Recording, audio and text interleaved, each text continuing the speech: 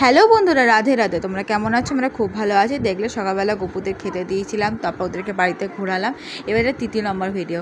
আজকে ওদেরকে নিয়ে শিব পুকুরে যাব মহাদেবের সাথে ওদেরকে দেখা করাতে, কারণ আমাদের পাড়ায় আসার পর ওদেরকে কখনো শিব মন্দিরে নিয়ে যাওয়া হয়নি, তাই জন্য ভাবলাম যাবো, চলো বেরিয়ে যাওয়া যাক।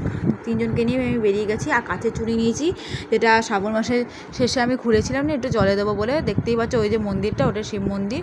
আর বাড়ি থেকে মাত্র 3 মিনিট লাগে, 3 মিনিট লাগে হেঁটে যেতে।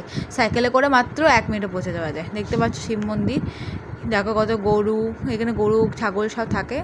দেখো বাছুরটা কি বদমাশি করছিল।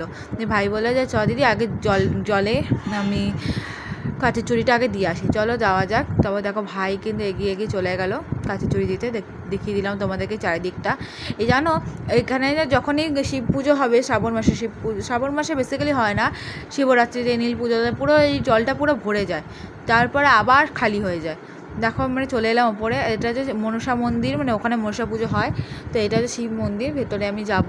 দেখো শিব মন্দিরে গিয়ে ওদেরকে দুজনকে দেখা করালাম।